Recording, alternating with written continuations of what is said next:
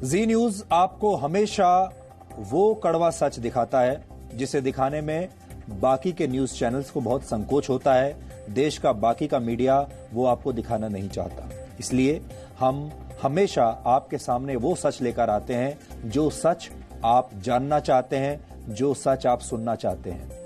आपको याद होगा हम लगातार दिल्ली के दंगों पर रिपोर्टिंग कर रहे हैं और दंगों के दौरान सड़कों पर जो लोग हमें मिले वो ये कहते थे कि हमारे आसपास की जो सच्चाई है, जो कुछ यहां पर हो रहा है, न्यूज चैनल्स और कैमरे तो बहुत आ रहे हैं, यहां पर सब कुछ रिपोर्टिंग करके जाते हैं, लेकिन जो हम बता रहे हैं, जो हम कहना चाहते हैं, वो बात टीवी पर नहीं आ रही, वो बात बीच में कहीं गायब हो जाती है। इसलिए हम कल वहां गए और हम लगातार आपको वो सच दिखा रहे हैं जो आप देखना चाहते हैं, जो वहां पर हुआ है। इसलिए सबसे पहले तो हम आपको ये बता दें कि हमारी आपके सामने संपूर्ण सच लाने की जो मुहिम है, ये रंग लाई है, इसकी हमें बेहद खुशी है। कल हमने दिल्ली के दंगों में आम आदमी पार्टी के पार्षद ताहिर हुसैन की भूमिका के बारे में पूरे देश को बताया था और आज ताहिर हुसैन के खिलाफ दिल्ली पुलिस ने हत्या का मामला दर्ज कर लिया है और ताहिर हुसैन की फैक्ट्री और दुकान को भी सील कर दिया गया है। आपको याद होगा कल हमने आपको पूर्वी दिल्ली के चांदबाग इलाके की कुछ तस्वीरें दिखाई थी जहां मैं खुद गया था। यहां कई घरों में आग लगा दी गई थी, तोड़फोड़ की गई थी और इंटेलिजेंस ब्यूरो यानी आईबी में काम करने वाले अंकित शर्मा की हत्या भी इसी इलाके में हुई थी। मैं अंकित शर्मा के घर गया था और अंकित शर्मा के भाई ने ताहिर हुसैन का नाम लिया था। सिर्फ अंकित शर्मा का भाई और परिवार नहीं, इस इलाके में जिससे भी हमने बात की सब ने एक नाम लिया और वो था ताहिर हुसैन। लेकिन हमारी हैरानी हमें इस बात की हुई कि ताहिर हुसैन का नाम मीडिया ने आपको नहीं बताया। दिल्ली के इस इलाके में दंगा भड़काने का आरोप आम आदमी पार्टी के पार्षद ताहिर हुसैन पर लगातार लग रहा था, लेकिन ये बात सामने नहीं आ रही थी। कल जब हमने स्थानीय लोगों से बात की तो बहुत सारे लोगों ने यही नाम लिया, ताहिर हुसैन का नाम।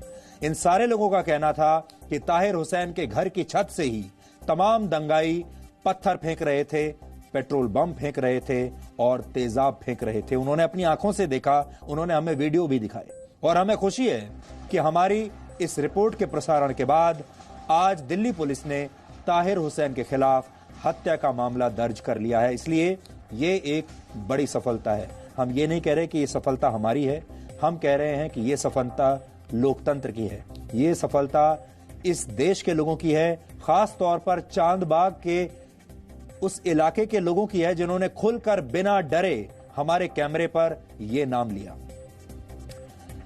बाकी का जो पूरा मीडिया था उसे ये नाम लेने में बहुत संकोच हो रहा था, क्योंकि आप तो जानते हैं अब मीडिया आपका सरनेम देखकर अपनी रिपोर्ट तय करता है। पहले अब जितने भी लोग वहां जाते हैं वो सबसे पहले जिनके इंटरव्यू लेते हैं सबसे पहले उनका नाम पूछते हैं और नाम पूछने के बाद उन्हें पता चलता है कि इनका धर्म क्या है, इनकी जाति क्या है और फिर वो तय करते हैं कि क्या कहना है अपनी रिपोर्ट में।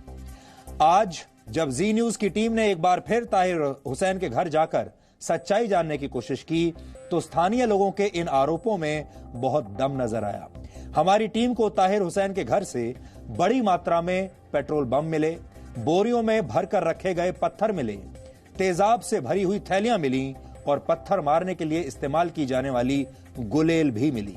इतना ही नहीं, हमें वहां भारी मात्रा में आम आदमी पार्टी की चुनाव सामग्री भी मिली। कुल मिलाकर ताहिर हुसैन का तहखाना दंगों के औजारों से भरा पड़ा था।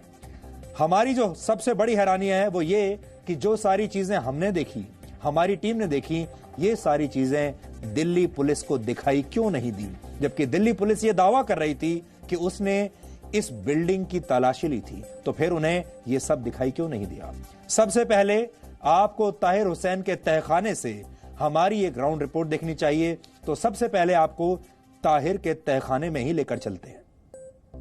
दिल्ली के करावल नगर में इस वक्त हम आम आदमी पार्टी के पार्षद ताहिर हुसैन के घर में 4 मंजिला मकान है और ये देखना और समझना जरूरी है, क्योंकि आरोप ये लगाया जा रहा है कि यहीं से पूरी फसाद शुरू हुई थी। यहीं इस ताहिर हुसैन के घर की 4थी मंजिल जो छत है वहां से लोगों पर लगातार एसिड बम फेंके गए, पत्थर फेंके गए और तमाम चीजें इकट्ठा करके रखी गई थी। ये पूरा हिस्सा अगर हम नीचे की तरफ आते हैं तो आप देखिए ये अंधेरा है, एक लाइट हालांकि जल रही है। ब्रीफकेस है, ब्रीफकेस में मोबाइल फोन है, कुछ कपड़े हैं, फोटोग्राफ्स हैं। ये हिस्सा अगर आप देखेंगे तो काफी अस्त व्यस्त है ये पूरा हिस्सा। आरोप ये भी लगाया जा रहा है और ये भी कहा जा रहा है कि 5 लोगों की हत्या इस फैक्ट्री के अंदर की गई, ऐसे आरोप हैं, ऐसी बात सामने आ रही है। हालांकि पुलिस इस मामले की इन्वेस्टिगेशन करेगी। ये हम आपको लेके आए हैं -1 यानी कि बेसमेंट जो बना हुआ है इस मकान का। ये मकान देख के ये साफ लग रहा है इसमें फैक्ट्री का काम जो ऐसा दिखाई दे रहा है, ऐसा देखने पे ये प्रतीत हो रहा है कि कुछ न कुछ बनाने का कोई छोटी सी फैक्ट्री इस तरीके से यहाँ चलाई जा रही थी। यहाँ कुछ जले हुए कपड़े हैं, जले हुए कपड़ों के साथ कुछ पर्स है। आप देखिए ये तस्वीरें, ये हिस्सा देखिए, इस कमरे के अंदर एक हिस्सा ये भी है। और देखिए हाजी ताहिर हुसैन बोर्ड देख रहे हैं। ये पूरा चुनाव के समय की तैयारियों से ये साफ हो जाता है कि देखिए उस वक्त की तैयारियों। और ये ताहिर हुसैन का घर है, निगम पार्षद आम आदमी पार्टी हाजी ताहिर हुसैन। चुनाव, दिल्ली विधानसभा चुनाव से पहले के लिए तैयारियां थी और दिल्ली विधानसभा चुनाव के लिए एक बड़ा सेंटर था ये, जहां से चुनाव प्रचार हो रहे थे, जहां लोगों की एक्टिविटीज थी। ताहिर हुसैन का जो घर है उसका बेसमेंट का एक दूसरा हिस्सा है। हमने आपको एक दूसरा हिस्सा जो आगे की तरफ है वो दिखाया।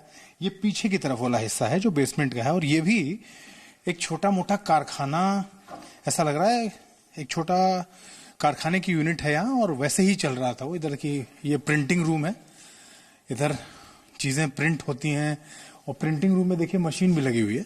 पूरा हिस्सा अगर आप देखें ना, ये पूरा प्रिंटिंग सेटअप है। यहाँ पे चीजें प्रिंट होती थी, बड़े बड़े बैनर और फ्लेक्स जो मुझे लगता है वो सारे यहीं तैयार होते थे। तस्वीरें देखिए, प्रिंटिंग शीट्स हैं, प्रिंटिंग की मशीनें हैं।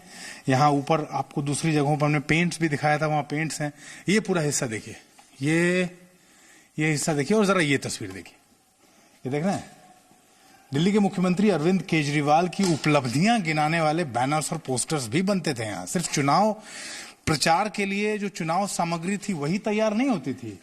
आप ये सोचिए, ये तमाम बड़े बड़े बैनर्स जो है वो यहीं तैयार होते थे। और ये तो आपको एक हिस्सा दिख रहा है, ये पूरी छपाई ऐसा लग रहा है ये देख के। ये पूरा ऊपर तक का हिस्सा देखिए और नीचे देखिए, ये तमाम शीट्स जो खड़ी हैं रखी हुई हैं यहाँ। अब आप बढ़ रहे हैं 3rd फ्लोर, ताहिर हुसैन के घर की 3री मंजिल। यहां से आप इसके ऊपर जाते हैं तो छत है, लेकिन ये हिस्सा आप देखिए, यहीं से बाहर के लिए एक बालकनी है।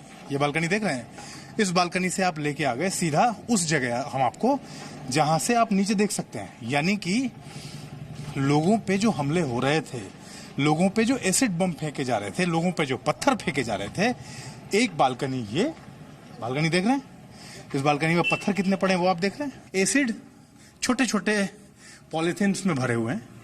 इसको हम छू नहीं सकते क्योंकि ये खतरनाक है, इसको हाथ लगाना, अभी हाथ जल जाएगा, नुकसान पहुंच सकता है, इसलिए हम आपको दूर से दिखा रहे हैं।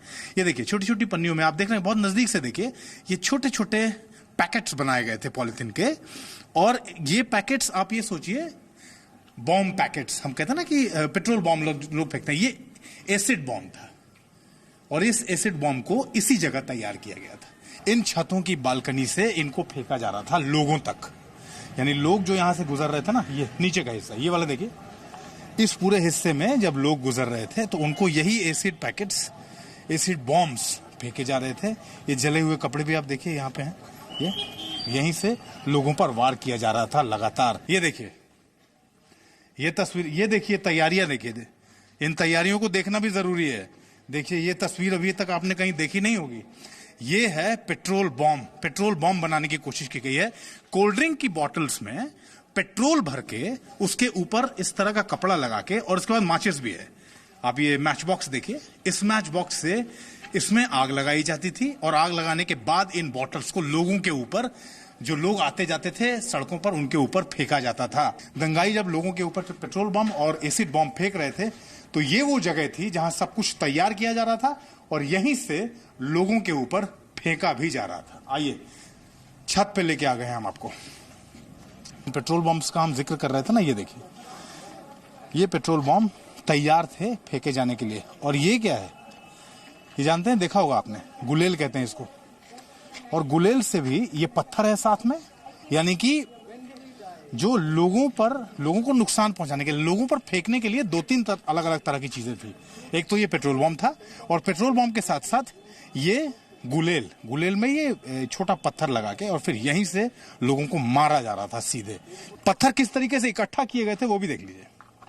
ये देखिए, ये पूरा हिस्सा आप देख रहे हैं, ये पत्थर तोड़ के, ऐसा नहीं है ये बड़े पत्थर थे, और ये बड़े पत्थर इनको तोड़ के छोटा किया गया। इससे ये साफ हो गया होगा कि किस तरीके से इसको एक दंगे का अड्डा बनाया गया था, एक ऐसा अड्डा जहां से लोगों पे लगातार वार किए जा रहे थे, लोगों पे लगातार हमला किया जा रहा था, और लोगों की यहां से हत्या की जा रही थी इस 4 मंजिला मकान से और इस 4 मंजिला मकान की छत से।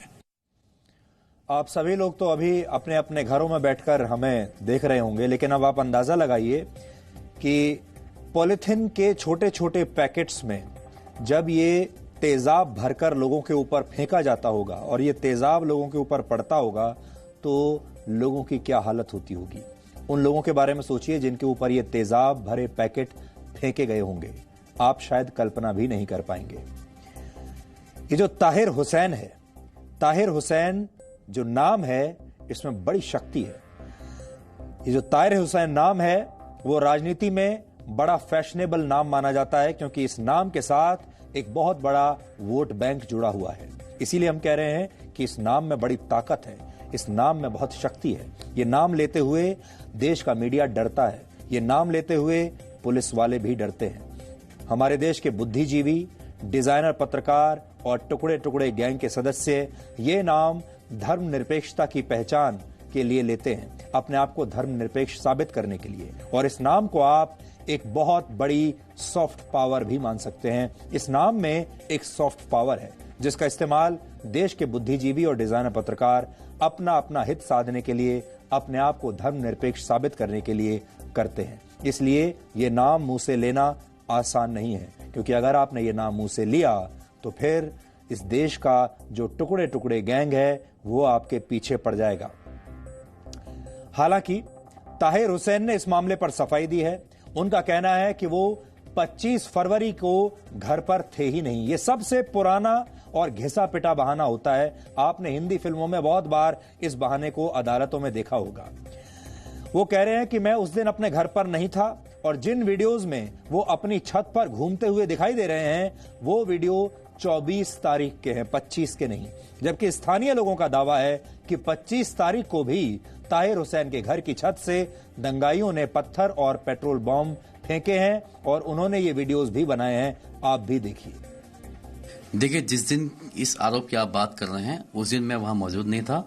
मैं 24 तारीख को था। 24 तारीख को जिस दिन ये शुरुआत हुई थी, इस बल्बे की शुरुआत हुई थी 1:30 बजे के बाद में, क्योंकि इससे पहले मैंने खुद जो है यहाँ पे लोकल पुलिस के जो हमारे SHO साहब थे, मिस्टर पवन जी, और ACP साहब, उनके साथ मिलके जो है, और भी हमारे सामाजिक लोग थे, जो हिंदू मुस्लिम सभी लोग थे, पैदल मार्च किया था, लोगों से अपील की थी शांति बनाए रखने की। लेकिन जैसे ये मतलब दंगा भड़का, मैंने जो है तुरंत दिल्ली पुलिस में फोन किया, कंट्रोल रूम में फोन किया। किस तारीख को आप? 24 फरवरी को मैंने सबसे मतलब जो पहले कॉल की थी वो कनेक्ट नहीं हुई, लेकिन 2:52 पे मेरी कॉल कनेक्ट हुई थी।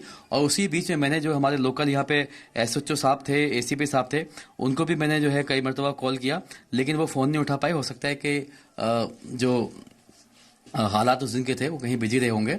मैंने कॉल किया और वहाँ पे मैंने इस बात की जानकारी दी। मैं फोन कर चुका, निगम पार्षद ताहिर हुसैन बोल रहा हूँ, यहाँ से लखपत स्कूल के पास से, मेन करबल रोड से। यहाँ पे कई घंटे हो गए आगजनी होते हुए। बहुत सारे लोग मेरा मेन गेट तोड़ के अंदर घुस के छत पे चढ़ गए हैं। मैं कई मरतबा फोन कर चुका हूँ, कोई फोर्स इधर नहीं पहुंची, कोई कंट्रोल नहीं हो रहा है।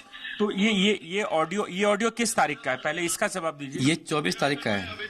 और आपके घर का जो वीडियो वायरल हुआ है, वो वीडियो में साफ तौर पर वहां पर ये देखा गया कि काफी संख्या में लोग आपके छत पर, आपके बिल्डिंग पर। उस वक्त आप थे कि नहीं थे वहां पे? उस वक्त मैं नहीं था। वो वीडियो 25 तारीख का है। अच्छा। 24 तारीख को ये तमाम चीजें, मतलब इसमें बहुत सारी बातें हैं। बीच में मैं लगातार पुलिस से संपर्क करता रहा, पुलिस से मदद मांगता रहा। इसके अलावा और भी बहुत सारे लोग थे जिनसे मैं मदद मांगा था। और 4:30 बजे मजबूर होकर हमारे राज्यसभा सांसद संजय सिंह जी हैं, उनको भी मैंने फोन किया कि सर यहाँ पे जो है काफी सारा जो है हंगामा हो गया, आसपास की दुकानों में, मकानों में आग लगा दी है, यहाँ पे फोर्स नहीं पहुंच रही है। अब देखिए, इस देश के मीडिया में भी 2 हिस्से हो गए हैं। एक हिस्सा वो है उन नेताओं का है उस मीडिया का हिस्सा है और वो बुद्धिजीवी हैं, वो नेता हैं जो ताहिर हुसैन की बात को सच मान रहे हैं। वो ताहिर हुसैन की बात को पत्थर की लकीर साबित करने में तुले हुए हैं। वो कहते हैं जो ताहिर हुसैन ने कहा है यही सच है। और एक हिस्सा वो है जो ये कहता है कि हम उन लोगों की बात मानेंगे जो ताहिर हुसैन के आसपास रहते हैं। हम उस परिवार की बात मानेंगे, अंकित शर्मा के परिवार की बात मानेंगे जिसने कहा है कि ताहिर हुसैन ने अंकित शर्मा की हत्या करवाई। और हम आपको अभी ये भी बता दें कि अंकित शर्मा की पोस्टमार्टम रिपोर्ट आ चुकी है और जब मैं आपको पोस्टमार्टम रिपोर्ट के बारे में बताऊंगा तो आप शायद हैरान हो जाएंगे। मेरे पास मैं आपको बताता हूं अंकित शर्मा की पोस्टमार्टम रिपोर्ट में क्या खुलासा हुआ है। देखिए, पोस्टमार्टम की रिपोर्ट आई है, उसमें लिखा है कि अंकित के पूरे शरीर पर अनगिनत चाकू के निशान थे। शरीर के हर हिस्से पर चाकू मारे गए हैं। उनकी आंत जो होती हैं, आंतों तक को बाहर निकाल लिया गया, यानी बहुत ही बेरहमी से अंकित की हत्या की गई है। डॉक्टरों का ऐसा कहना है कि किसी के शरीर में इतने जख्म उन्होंने अपने जीवन में पहले कभी नहीं देखे। और डॉक्टरों का कहना है जिन्होंने पोस्टमार्टम किया है, अंकित की हत्या बहुत ही बेरहमी से की गई है। अब आप अंदाजा लगाइए। और ये अंकित की हत्या जो है, इसने हमें मजबूर कर दिया था कि हम ताहिर हुसैन के खिलाफ ये कैंपेन चलाएं, क्योंकि कल ही जो दंगे के शिकार जो लोग थे उन्होंने ताहिर हुसैन का नाम लिया था। कल हम दंगों में मारे गए अंकित शर्मा के घर गए थे, मैं खुद गया था। अंकित शर्मा के परिवार ने भी ताहिर हुसैन पर अंकित की हत्या के आरोप लगाए थे। अंकित के परिवार वालों ने कल क्या कहा था ये मैं आपको अभी दोबारा से सुनवाऊंगा, लेकिन उससे पहले फिर से जान लीजिए कि अंकित की पोस्टमार्टम रिपोर्ट आ गई है। उसके शरीर पर अनगिनत चाकू के निशान पाए गए हैं और शरीर का कोई हिस्सा ऐसा नहीं था जहां पर चाकू के निशान ना रहे हों।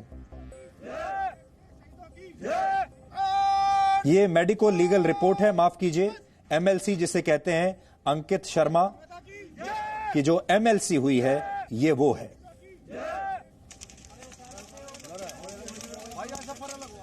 और अब आप सुनिए कि अंकित शर्मा के परिवार ने क्या कहा था। मुझे तो पता नहीं मैं आपसे क्या पूछूं और मैं आपसे क्या बात करूं।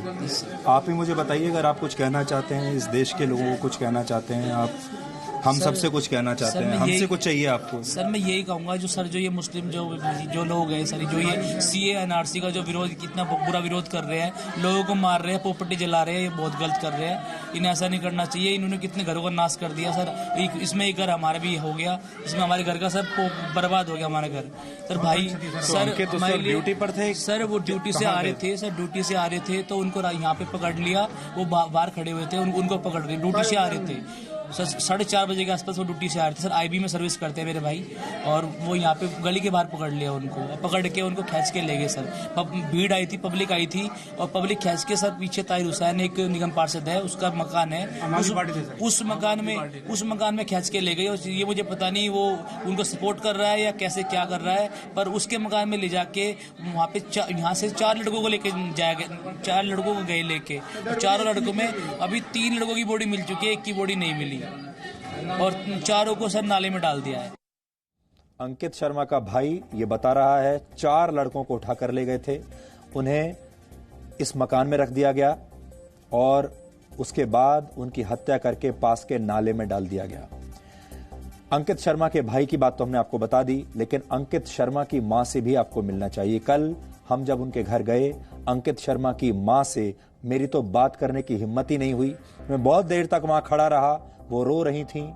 उनका दर्द जो है वो हमसे सहा नहीं जा रहा था। मैंने उनसे पहले सोचा था कि मैं कुछ बात करूंगा, लेकिन उन्हें देखने के बाद ऐसा लगा कि उनसे कोई बात नहीं की जा सकती, और मुझे भी समझ में नहीं आया कि मैं उनसे क्या बात करूं। इसलिए मैं काफी देर तक उनके सामने चुपचाप खड़ा रहा, और उसके बाद ऐसे ही चुपचाप मैं उनके घर से निकलकर वापस आ गया।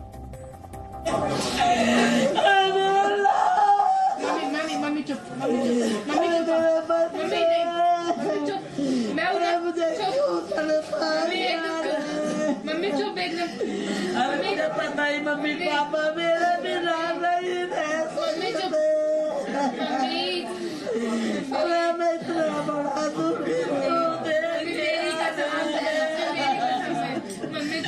अरे मेरे लाल, अरे मेरे लाल, हाय मेरे बच्चे, अरे बच्चे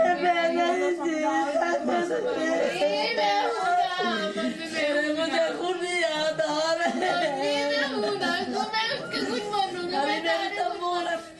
और अब हम आपको उस रिपोर्ट का जो हिस्सा दिखाना चाहते हैं जिसमें कल जब मैं वहां पर गया था वहां मौजूद जितने भी लोग थे, जो भी इस दंगे के शिकार हुए हैं, सब ने एक ही नाम लिया और वो था ताहिर हुसैन। वो रिपोर्ट भी अभी आप देख लीजिए।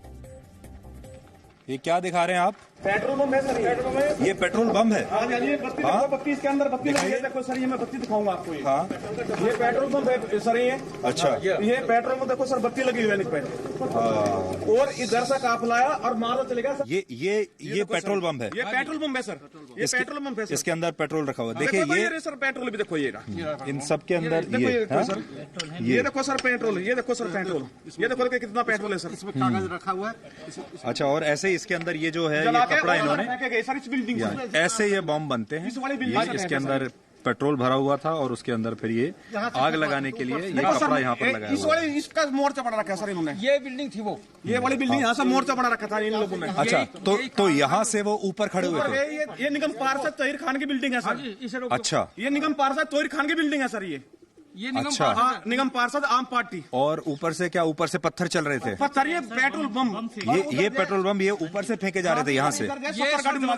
ये सर मोर्चा ही वहाँ था, पूरा मोर्चा यहाँ पर था। मतलब सारा इंजाम यहाँ था, सारा इंजाम यहाँ था, यहाँ से हुआ। ये बिल्डिंग ना होती तो शायद ये सत्यानाश ना होता। अगर ये बिल्डिंग ना होती तो यहाँ कुछ नहीं होता। ये ईंट को आप देख रहे हैं इसमें, ये ईंट देखिए यहाँ जो गाड़ी के स्क्रीन पर है, ये ऊपर से ताहिर खान वाली बिल्डिंग से सर, वहां से उस बिल्डिंग से इसको फेंका गया है। ताहिर खान वाली बिल्डिंग से फेंका गया, ताहिर खान बिल्डिंग। अच्छा, ये मकान, एक मैं मकान की छत पर आया हूँ अभी। देखो सर इन्होंने कैसा तोड़ कर, और ऐसा यहाँ से देखिए तस्वीर कैसी दिखती है। ये मकान की छत है, पत्थर देखिए पूरे मकान की छत पर पत्थर ही पत्थर पूरे बिखरे हुए हैं। किस कदर तोड़ फोड़। जी, यहाँ से क्रॉस किया था तो उसमें आग लगी, इसमें भी आग यहाँ से लगाई सर, उस वाले मकान में भी। ये सीन दिखाऊं। अच्छा, क्रॉस करके गए थे आग, उस मकान में भी आग लगाई है? वहाँ तक हम लोग खुद बुझाए। इस वाली बिल्डिंग से आया सर, ये काम सब पेट्रोल पंप यहाँ से फेंके गए। इसकी निगम पार्षद की बिल्डिंग से ना से हमारे सारे पूरे क्षेत्र का, इसने हमारा पूरा क्षेत्र जला दिया। ये पूरी सड़क की हालत ये है। ये तस्वीरें देख के ही आपको अंदाजा आ जाएगा कि यहाँ पर कल दिन भर और कल रात में क्या हुआ। सामने फट। अच्छा, यहाँ से खड़े होकर, इस मकान से खड़े होकर फिर वहाँ सामने पेट्रोल बम फेंके गए। क्या हुआ? यही हमारा घर है, इसके पड़ोसी हैं हमारे तो बच्चे बीमार पड़ चुके हैं, हम बिल्कुल तबाह हो चुके हैं। इन्होंने बम के गोले फेंके, इतनी बड़ी बड़ी बोतलों में पेट्रोल भर भर के हमारे घरों में फेंका है। ताहिर हुसैन की इस बिल्डिंग को खत्म किया जाए, इस बिल्डिंग को खत्म किया जाए सर। हमारे बच्चे काट के नाले में फेंके गए, बच्चे हमारे काट के नाले में फेंके गए। मैं जाऊंगा अभी उस नाले में भी जाऊंगा, देखने के लिए जाएंगे। काम किया ये प्री प्लानिंग थी सर, इस बिल्डिंग में देखा जाए। आपको लगता है कि पहले से योजना बना के किया है? सर इतना स्टाफ कहाँ से आएगा? पूरी प्लानिंग सर, पूरी प्लानिंग सर, इतना स्टाफ कहाँ से आएगा? 500 लोग पत्थर मार रहे हैं, हम लोग अपनी छत नहीं आ सकते। 3 दिन से घर में गए नहीं, पानी की टंकियां टूट गई हैं, पानी नहीं है, कैसे रहेंगे? मकान कमजोर कर दिए, हमारी पानी की टंकी रखी है, पत्थर। सर आपसे मेरी हाथ जोड़ के रिक्वेस्ट है, इस मकान की एक बार प्रॉपर तलाशी करवा दो, इसमें सब कुछ मिला करवा लगा। तो पुलिस ने की नहीं तलाशी? अभी इसकी कोई प्रॉपर तलाशी नहीं हुई सर, बिल्कुल भी। सर ये बहुत अप्रोच वाले हैं, हमें नहीं लगता कि इनका कुछ भी होगा, कुछ भी नहीं होगा। देखिए सीएम साहब, होम मिनिस्टर साहब, दिल्ली के एजुकेशन मिनिस्टर, मतलब कुछ कह नहीं सकते, कुछ नहीं कह सकते सर। सब इन्होंने तो हम मरवा दिए सर यहाँ पे। आप लोग क्या हाल है आपके? सब ठीक है? हाँ सब ठीक है, लेकिन हालत खराब है सर। जान बच गई आपकी? बच्चा मर गया, जान बच गई, चोट लगी है सर। अच्छा, ये आपको चोट इसी में दंगे में लगी है? हाँ, अच्छा, बड़ा नाम सर यही है ताहिर हुसैन। सब जो भी करवाएगा ताहिर हुसैन ने करवाया है, जो भी कर सकता है। से हुआ है 3 बंदे हमारे मार के नाले में, ताहिर हुसैन ने अच्छा बाहर से निकाली हुई है। ताहिर हुसैन ने सॉरी बाहर से डाल रखे थे, सारे 4 मंजिला बिल्डिंग है ना जी, उसमें हाँ। 500 आदमी पत्थरबाज मैं गया था वहाँ। इतनी फायरिंग करी है, वहाँ से ऊपर से फायरिंग हुई है, ये पत्थर मारे, ये मैं वहीं से लाया हूँ। बिल्कुल इन्होंने पूरे इंतजाम से कर रखा था। ये मैं उठा के निशानी के तौर पर वहाँ से लेके आया हूँ। इस बिल्डिंग में एक रास्ता पीछे से भी है, वहाँ से पत्थर वगैरह इन्हें वो पहुँचाते रहे सारे। तो आरएफ को ऊपर जाने के बाद कम से कम, अब ये एक चीज सोचिए, 100 गज या 200 गज की छत से आधा घंटा पत्थर चलना संजोग हो सकता है, लेकिन सर 8 घंटे की पत्थरबाजी कभी संजोग नहीं हो सकती सर। इतनी कह रहे हो कि पहले उन्होंने पूरा सामान जो है पूरी प्लानिंग थी जी सर। ये पूरी प्री प्लान थी। हमारे पास वीडियो आ रहे हैं, यहाँ पे ऐसे ऐसे लोगों के असामाजिक तत्व जो कि हमको पता भी नहीं था कि ये कहाँ है, कहाँ से बुलाए गए हैं। इन्होंने सर पिस्टल से इस हिसाब से फायरिंग किया। हम खाली अपना बचाव कर रहे थे, हमने अपना बचाव किया। बचाव करते भी हम सब चांद बाग से पूरा पीछे हटते हटते यहाँ इन्होंने जब हमारे तीनों बच्चों को उठाया है, जो तीनों बच्चों को उठाया और तीनों बच्चों को जैसे ही हम सब बचाने के लिए निकले, इन्होंने तुरंत फायरिंग कर दी। अंधाधुंध फायरिंग हुई है, कम 16 राउंड फायरिंग हुई है। 2 बंदे हमारे इंजर्ड हुए हैं फायरिंग के अंदर, और 2 बंदों को इन्होंने तलवार मारी है, जिनका ये पूरा कट गया है। ऐसे भी आप जो गवर्नमेंट तक भी इस बात को अच्छी तरह पहुँचाओ। ये है आम आदमी पार्टी के निगम पार्षद, ये ताहिर हुसैन, जिन्होंने इंस्ट्रक्शन दिए हैं रेड सेक्टर में। इन्होंने सर ये आम आदमी पार्टी मुस्तफाबाद के ताहिर हुसैन जी हैं। ये नेहरू बिहार वार्ड के है, ये यहाँ के ये है। अभी और है सर, बहुत सारी इलीगल बिल्डिंग है इसकी, 5-6 मंजिला और तहखाना है। मैं आता रहूँगा आपके पास, आप लेकिन अपना ध्यान रखो बस अभी, सर इनको ठीक है? न्याय दिलवा, और आपको पूरी हम कोशिश करेंगे कि आपकी बात सब तक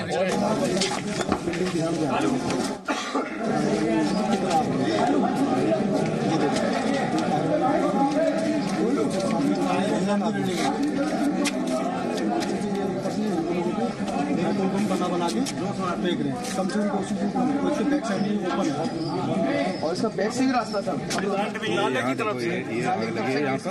हाँ, ये यहाँ से है जी, यहाँ से ये पूरा बेसमेंट है, ये नीचे ऊपर से पेट्रोल पहले आम आदमी का कार्यालय बना रखा था इन्होंने। सर जितना पत्थर हम हिंदुओं की तरफ पड़ा, मोहम्मदन की तरफ क्यों नहीं पड़ा हुआ इतना पत्थर? तो मतलब आप कह रहे हो मोहल्ला देख के फिर वो हुआ है। हाँ, बिल्डिंग के ऊपर ये देखो, ये देख लो, ये बिल्डिंग देख लो आप कितने सर, कि ये ताहिर हुसैन की बिल्डिंग। ठीक है, ये आप मुझे भेज देना। को चोट कैसे लगी है? हमको चोट लगी, और वहाँ पे जो ताहिर हुसैन की बिल्डिंग है वहाँ से बहुत पथराव हुआ कल, ठीक है ना। हम यहाँ अपने गली के बाहर तक खड़े थे, यहाँ तक आगे 5 नंबर तक मंदिर में आग लगाई। एक मिनट सर, परसों की बात थी, नमाज के बाद में क्या हुआ कि यहाँ पे क्राउड बहुत इकट्ठा हो रहा था, दुकान पूरी मार्केट क्लोज हो गई, ठीक है। उसके बाद में सडनली जो है ना पत्थरबाजी चालू हो गई। 1 घंटे बाद जो है ना ताहिर हुसैन की जो क्या नाम है यहाँ पे एक्स काउंसलर मिस्टर ताज मोहम्मद आए थे माफी मांगने के लिए। उनको पुलिस के साथ में प्रोटेक्शन था, यहाँ पे अग्रवाल तक उनको जाने दिया गया। अग्रवाल के बाद में वो रिटर्न कर गए यहाँ से। उसके बाद में जो है अजान हुई 1:30 बजे हम लोग यहाँ खड़े थे, सडनली पूरी मार्केट क्लोज हो गई, और उसके बाद में जो है ना यहाँ पे पत्थरबाजी चालू हो गई। सर 1 बजे से फायरिंग, 1 बजे से पत्थरबाजी होती रही, और शाम को 7 बजे तक, जब तक फोर्स अवेलेबल नहीं हुई, इतना बुरा हाल था कि सर पे सर फूट रहे हैं, सर पे सर फूट रहे हैं। ये चोट लगी सर, उसी में लगी सर, पत्थर लगा है, बिल्कुल पत्थर लगे सर। इतनी भगदड़ हुई सर, कह नहीं सकते। हमको तो सही मानों में पत्थर भी उठाएगा जितने वहाँ से फायर हुए हैं सर, नॉन स्टॉप फायर हुए हैं सर। एक सीबीआई का बंदा था, मेरी आपसे रिक्वेस्ट है, खजूरी के हैं, उनके आप मदर से मिल लीजिए। 26 साल का है, 3 लड़कों को उन्होंने प्रोटेस्ट में खींच लिया, मार के डाल दिया, और वहाँ पर नाला है ना, नाला, वहाँ से उनको सब शायद बरामद हो गया, एक आध है या नहीं है, जैसे भी है। लेकिन उन्होंने सर बिल्कुल ही फायर होने सर फायर। और ये ताहिर हुसैन ने उन्होंने कल गलत सूचना दी थी कि ऐसे मैं है ना मेरे घर पर हमला कर दिया गया, मेरे परिवार संकट में है, जबकि इनका ये घर नहीं है। 4थी मंजिल का सर इन्होंने पूरा ऑफिस बना रखा। पर उन्होंने तेजाब की बोतलें फेंकी हैं सर, तेजाब की, और सर उन्होंने पेट्रोल पंप फेंके हैं, मैंने देखा वो। हाँ सर, और पूरा प्रोटेस्ट कर रहा है, गलत सूचनाएं दी जा रही हैं, और पूरा सपोर्ट मिला है। कोई उनको आवाज नहीं उठा रहा कि उन्होंने तुमने बिल्डिंग में घुसने काहे को दिया। एक होटल वाले की वजह से ये सारा मामला। क्या कहना चाहते हैं? हमारे बच्चे नाले में फेंक रहे, मार के, पुलिस वालों के बच्चे, वो भी पुलिस वाले का बच्चा था जो अभी मार के फेंके गए कल रात। अभी मैं गया था, वो अंकित के घर गया था, मैंने देखा। हम भी पुलिस वाले के बच्चे हैं सारे, हमारे ये पुलिस वाले बैठते हैं इधर सब। हम कहाँ जाए, हमारी सेफ्टी कौन करेगा? ये जो कल उसने करवाया है,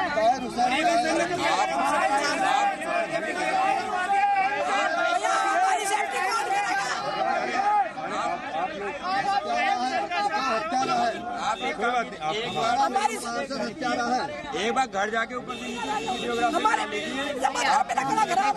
हमारे गली में एक मोमडन फैमिली है, हमने उसकी हेल्प की और वो हमारे बच्चों को हमारे ही सामने से निकाल के हमारे सामने मारा उन्होंने हमारे बच्चों को, और हम उनकी इतनी हेल्प कर रहे हैं।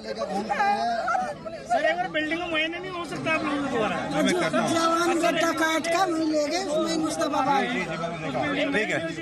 ठीक है। ये इस देश के आम लोग हैं, ये दिल्ली के आम लोग हैं, ये बुद्धिजीवी नहीं है, इनकी बड़ी बड़ी जान पहचान नहीं है, इनके रसूख नहीं है, और इनके वोट हमारे नेताओं को हर हालत में चाहिए होते हैं। जब तक इनके वोट चाहिए होते हैं, हमारे देश के नेता इनकी गली में, इनके मोहल्ले में हर रोज जाते हैं, हाथ जोड़कर इनके वोट लेते हैं। वोट मिल गए, सरकार बन गई, उसके बाद इन्हें पूछने वाला कोई नहीं, ये जिंदा हैं या मर गए, ये पूछने वाला कोई नहीं। और सबसे बड़ी बात जब मैं कल वहां पर गया, जो मैंने कल भी आपसे कही थी, वो ये कि इनका हालचाल जानने के लिए वहां पर कोई नहीं है। ये सारे लोग इतनी, हर परिवार की एक एक कहानी है, वो कुछ बताना चाहते हैं, लेकिन मीडिया उस बात को सुनना नहीं चाहता, मीडिया उस बात को दिखाना नहीं चाहता। आप सोचिए उस पूरे इलाके में लोग क्या कह रहे हैं, गुस्से से भरे हुए हैं, दुख से भरे हुए हैं। वो बस इतना चाहते हैं कि उनकी बात किसी तरीके से देश के सामने आ जाए, और किसी न्यूज चैनल पर, किसी अखबार में ये बात आ ही नहीं रही। ऐसा कैसे हो सकता है कि देश का मीडिया वहां जाए और ये इतनी भावनाएं लोगों की वो पूरी की पूरी तरीके से ब्लैकआउट कर दे या उसे मिस कर दे।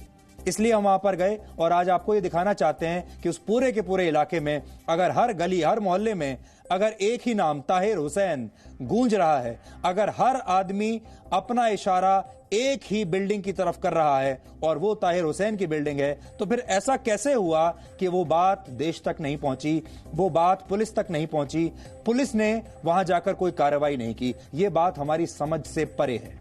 इसलिए जब इतने सारे लोगों को हम वहां पर मिले तो हमें यह लगा कि अब समय आ गया है कि कम से कम हम जी न्यूज पर आपकी ये बात देश तक पहुंचाएं।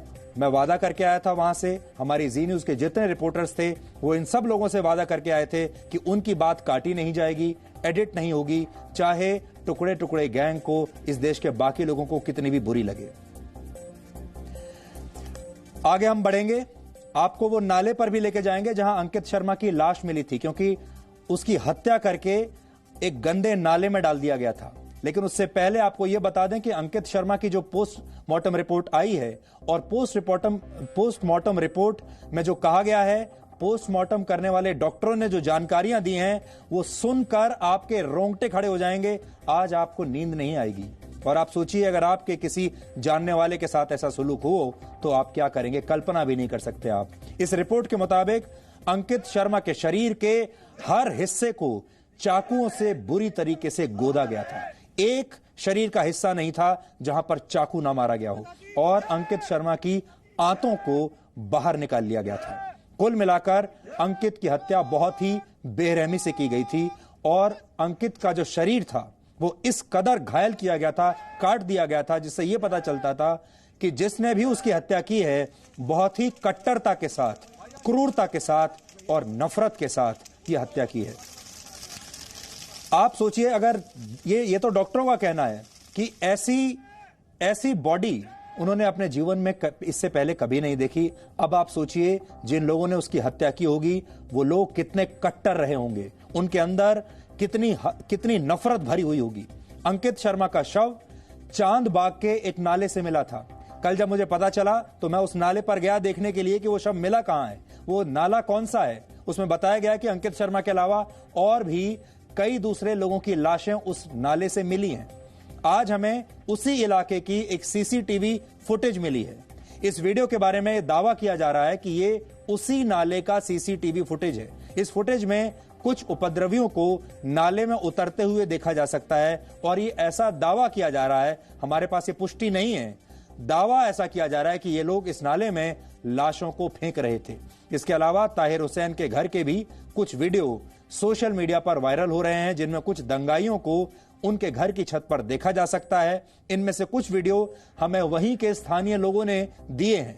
लेकिन हम इन वीडियोस की पुष्टि नहीं कर सकते क्योंकि ये सारे वीडियोस जी न्यूज के कैमरे पर रिकॉर्ड नहीं किए गए हैं। लेकिन मैं उम्मीद करता हूं कि इस देश में पुलिस है, इस देश में अदालत है और वो जब जांच करेंगे तो सच्चाई सामने आ जाएगी। इस समय मैं आपको जो तस्वीर दिखा रहा हूं ये उसी गंदे नाले की है जिस नाले से अंकित शर्मा का शव मिला है। ये नाला इतना गंदा है कि वहां आप 5 मिनट के लिए खड़े नहीं हो सकते। कल मैंने इसी नाले के पास जाकर उस पूरी स्थिति का जायजा लिया था।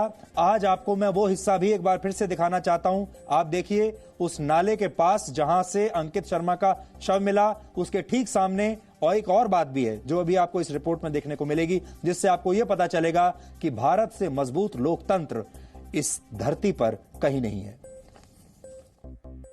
तो चांद बाग की जो पुलिया है वहीं उसी पर हम इस वक्त खड़े हुए हैं और जो लड़का जो था अंकित शर्मा जो आईबी में काम करता था, जिसकी बाद में हत्या कर दी गई, उसका जो शव है वो यहीं इसी नाले से मिला था। ये नाला है यहाँ पर, इस नाले में से शव निकल रहे हैं, यानी उनको मारा जा रहा है लोगों को यहाँ पर, और उनकी जो बॉडीज हैं उनको इस नाले में कहीं ना कहीं डाल दिया जा रहा है।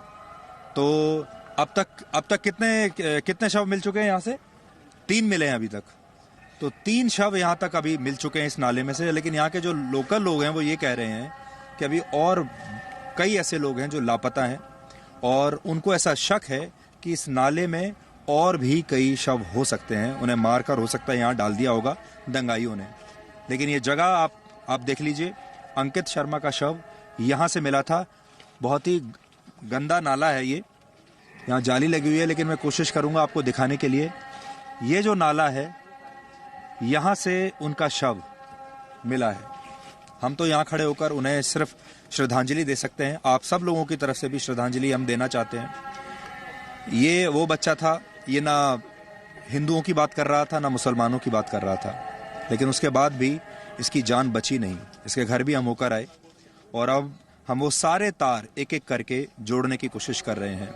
और जब मैं आपसे ये बात कर रहा हूँ, आपको शायद यहाँ अजान की आवाज़ आ रही होगी क्योंकि ठीक मेरे सामने एक मस्जिद है और इस समय वहाँ पर आप आवाज़ सुनिए। और इसीलिए भारत को दुनिया का सबसे बड़ा लोकतंत्र कहा जाता है। हम दंगे की रिपोर्टिंग करने के लिए यहाँ पर आए हैं, हिंदू मुसलमान करने के लिए नहीं आए हैं, धार्मिक आधार पर किसी को बांटने के लिए नहीं आए हैं। और इसीलिए ये भी एक बहुत ही आश्वस्त करने वाली बात है कि ऐसे माहौल में भी जब लोग अपने घरों से बाहर निकलने में डर रहे हैं, यहाँ आपको अजान आप सुन पा रहे हो और इसमें किसी को कोई आपत्ति नहीं है।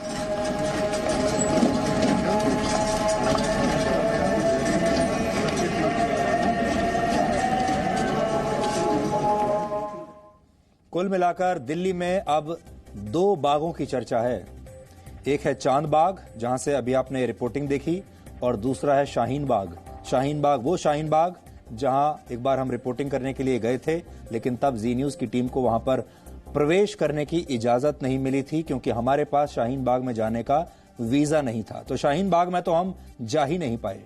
और चांद बाग में जब तक हम गए तब तक बहुत देर हो चुकी थी, तब तक न जाने कितने लोगों की हत्याएं हो चुकी थी। हम गए तो सही, लेकिन देर हो गई थी। इसलिए ये 2 बाग, शाहीन बाग और चांद बाग, इन दोनों की चर्चा पूरी दिल्ली में हो रही है। बाग जो होते हैं वो किसी जमाने में रचनात्मकता का केंद्र हुआ करते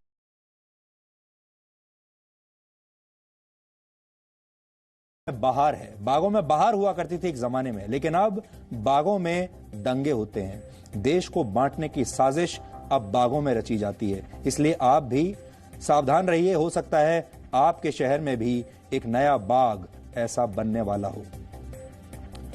हम बार बार ये कहते हैं कि मीडिया को स्टैंड लेना चाहिए, बावजूद इसके कि उनके बहुत सारे दुश्मन बन जाते हैं, लेकिन स्टैंड लेना बहुत जरूरी है। लोगों के साथ खड़े होना बहुत जरूरी है और इसमें कोई संकोच नहीं होना चाहिए। कल मैंने डीएनए के दौरान आपको बताया था कि कैसे कुछ लोग धर्मनिरपेक्षता के नाम पर दंगों के सबसे बड़े आरोपी का नाम लेने से बच रहे हैं। उन्हें यह नाम लेने में संकोच हो रहा है, लेकिन हमने कल ही साफ साफ ताहिर हुसैन पर लगे आरोपों के बारे में, उनका नाम लेकर आपको बताया था, क्योंकि हिंसा और झूठ का कोई मजहब नहीं होता। इसलिए इसके जिम्मेदार लोगों का नाम हर हालत में सामने आना ही चाहिए। कल मैंने इस बारे में क्या कहा था, आज आपको एक बार सुनना चाहिए, क्योंकि आपको यह भी जानना चाहिए कि जब ऐसी बात होती है, जब पूरा मीडिया संकोच करता है, नेता संकोच करते हैं क्योंकि वो अलग अलग मजबूरियों से घिरे हुए हैं, तब खुलकर सामने आना भी कई बार जरूरी होता है। आजकल एक फैशन है धर्मनिरपेक्षता के नाम पर और सेकुलरिज्म के नाम पर, लिबरल होने के नाम पर हमारे देश के जो बुद्धिजीवी हैं और मीडिया का एक जो बड़ा हिस्सा है, वो एक खास समुदाय के बारे में कुछ कहने से बचते हैं और दूसरे समुदाय के बारे में कुछ कहना इनके लिए एक फैशन है। धर्मनिरपेक्षता की बहुत सारी दुकानें हैं, लेकिन जो कुछ हमारे कानून ने सुना है वो हम आपको जरूर बताएंगे, चाहे किसी को अच्छा लगे या किसी को बुरा लगे। जब आज हम इस इलाके में गए, हर व्यक्ति के मुंह से हमें एक नाम सुनने को मिला और हमें कोई संकोच नहीं है वो नाम आप तक आपको बताने का। वो नाम है, जब हम इन दंगा प्रभावित इलाकों में गए तो सब के सब लोग जिनके मकान जले थे, जिन्हें चोटें लगी हैं, जिनके घर बर्बाद हुए हैं, एक नाम सबके मुंह से निकल रहा था, वो है ताहिर हुसैन का नाम। ताहिर हुसैन नाम के एक शख्स का नाम ये सारे लोग ले रहे हैं। इन लोगों का कहना था कि ताहिर हुसैन का संबंध आम आदमी पार्टी से है और ताहिर हुसैन के घर में ही काफी बड़ी संख्या में हथियार रखे हुए थे। सैकड़ों की संख्या में दंगाइयों ने यहीं इसी मकान में शरण ली थी, ताहिर हुसैन के मकान में, और ताहिर हुसैन के घर से ही लोगों पर पत्थर बरसाए गए और कुछ लोगों के मुताबिक तो इस घर की छत से लगातार गोलियां चलाई गई। आज हमारा सवाल यह है कि जो ताहिर हुसैन है, जिसे कहा जा रहा है कि ये आम आदमी पार्टी का काउंसलर है, इस व्यक्ति के घर में इतने सारे दंगाई एक साथ कैसे पहुंचे? इसके घर में इतने सारे पेट्रोल बॉम्ब्स कैसे पहुंचे? इसके घर में इतने हथियार, इतना गोला बारूद और इतनी देर तक दंगा फैलाने का जो सामान है, हथियार हैं, वो कैसे पहुंचे? और हमें खुशी है, इस बात का बहुत संतोष है कि हमारी इस मुहिम के बाद अब ताहिर हुसैन के खिलाफ हत्या का मामला दर्ज कर लिया गया है। दिल्ली पुलिस ने यह मामला दर्ज किया है और इस बात की भी अब हमें खुशी है कि क्योंकि ये ताहिर हुसैन आम आदमी पार्टी का कार्यकर्ता था, नेता था, काउंसलर था वहां का, तो आम आदमी पार्टी ने जांच पूरी होने तक हत्या के इस आरोपी ताहिर हुसैन को अपनी पार्टी से सस्पेंड कर दिया है। आम आदमी पार्टी के इस कदम का हम स्वागत करते हैं। ये काम आम आदमी पार्टी को पहले कर लेना चाहिए था, लेकिन देर से आए तो भी दुरुस्त आए। कोई बात नहीं, हमें खुशी है कि अब ये जो व्यक्ति है जिसने इतने घर बर्बाद कर दिए हैं, अब ये बच नहीं पाएगा। यहां हम 3 मिनट का एक ब्रेक ले रहे हैं और ब्रेक के बाद आपको अगला विश्लेषण दिखाएंगे।